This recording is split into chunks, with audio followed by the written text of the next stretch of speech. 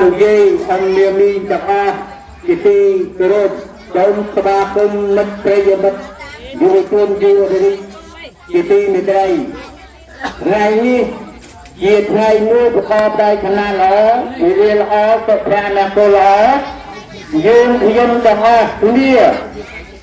បានប្រោសស្រួលមើលវតិជាឯកច្ឆន្ទរវាងបងប្អូនកូនចៅប្រការបង្កើតព្រមទាំងសាច់សាលោហិតសម្រាប់ចិត្តធ្វើទុនជំរុញគ្រូ100ថ្ងៃ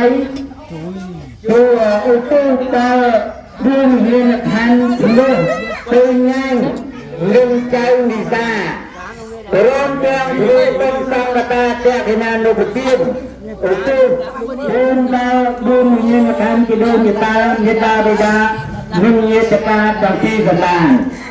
បងប្អូននៅផ្ដើមធ្វើបុណ្យមានវិរិយញាមដោយតទៅនឹងការទៅរឿងនឹងកូនចៅទី2អ្នកស្រីជិនចន្ទថានឹងកូនចៅ3លោកចិនឡានឹងទៀនទុល4អ្នកស្រីចិនស្រីម៉ៅនឹងកូនចៅ5អ្នកស្រីអើចិនស្រីភីនឹងស្វាកាអរិចិត្តនឹងកូនចៅ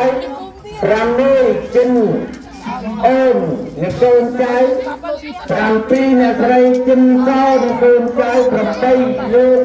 កូនធីតានឹង59នឹងកូនចៅ9 9ទឹកនឹងគេសុខនឹងកូនចៅអ្នកបានចូលរួមក្នុងពិធីបុណ្យមានកើតមុនយីផាន់កូនចៅថាបិតា60000ទុនទីស្វាមចៅ5លើកមួយមនុស្សភរិយាបងប្អូន4លើកតារត់នឹងភរិយាកូនចៅ4លើកមួយនៅនឹងភរិយា3លើកក៏15កំប៉ុងព្រមមកនឹងភរិយាបច្ច័យថា50000មួយ5នឹងស្វាមី2លើកក៏10កំប៉ុងមួយជា15000ក៏ដល់ប្រសិនមួយតាឯង10000ក៏ដល់ប្រសិនប្អូនទៀត10000ក៏5ប្រសិន